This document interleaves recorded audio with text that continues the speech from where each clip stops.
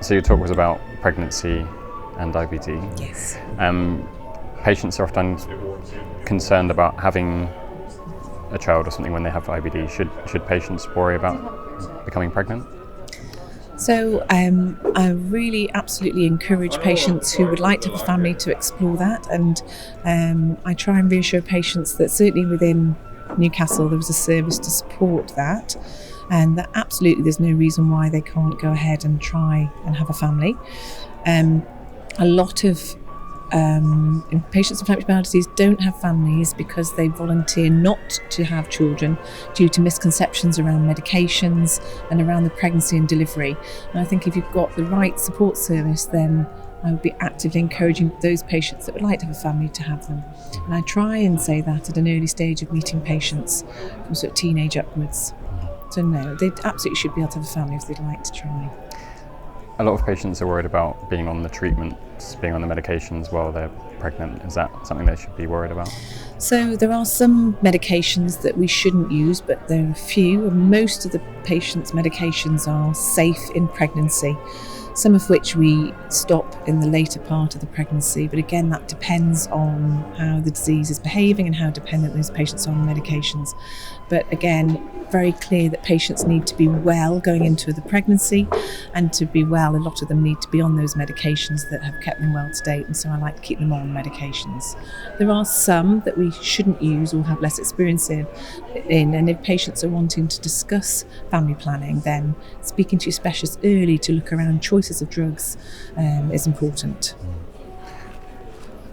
I've heard sort of people say that it's better, there's far more risk to the child or to the baby from their IBD rather than maybe the treatments. Yes, I think that's right. So that there is no doubt that poorer outcomes to the fetus are recognised if the disease is not controlled, and if the patient is well going into the pregnancy and well at the time of getting pregnant, then the chances of having a complicated pregnancy are significantly less.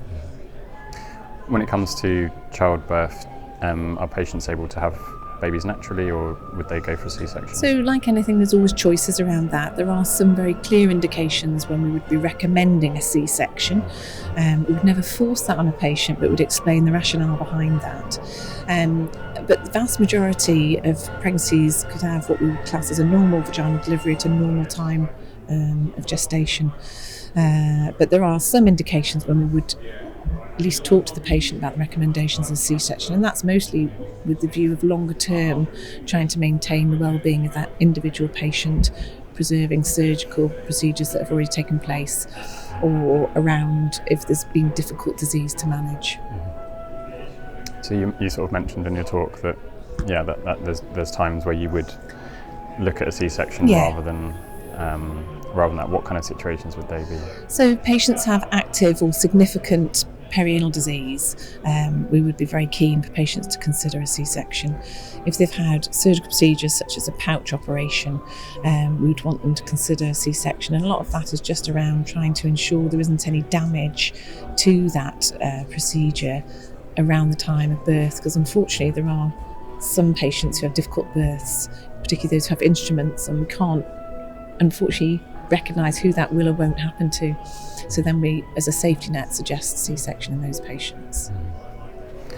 Are there so other than those, are there other situations where a patient would need to think more carefully about pregnancy, or is it generally okay? In terms of pregnancy or delivery? Pregnancy. Well, both, I suppose. I think patients who, so as you know, there's a spectrum of patients with inflammatory bowel disease, from your sort of simple, well-controlled, very low toxicity medication patients to your much more complex patients. I think I would be recommending to patients is if they're thinking of planning a family, that they question at an early stage to their specialist what the sort of feeling would be about that and the options around that. And most patients, the answer will be absolutely, when you're ready to plan a family, go ahead. If there's difficulties, we would want to know at an earlier stage so we could refer if assisted conception was something they would consider. I think I would want patients to know that they need to be well going into the pregnancy for the reasons that I've said, and that if there is a stage of their disease whereby there are some need for changes of medicine, that's done before they plan their family. And then again, discussions around timing of surgery, if that's also planned. It's not, surgery is a necessary treatment at times and shouldn't delay family planning if it's felt to be the right thing for that individual patient. So I think just ask the question of your specialist really is an important thing at an earlier stage. Yeah, well, it's good to have that communication. Yeah, but I'm really keen for patients to recognise that if they want to have a family, they should, explore that option. Yeah. When it comes to sort of surgery, is it possible, or does it happen that patients may have IBD surgery while they're pregnant, and is that possible? So if necessary, we would always try and avoid surgery if we can. Ideally, if you feel there is a necessary operation, we try and do it in the sort of the middle part, the second trimester.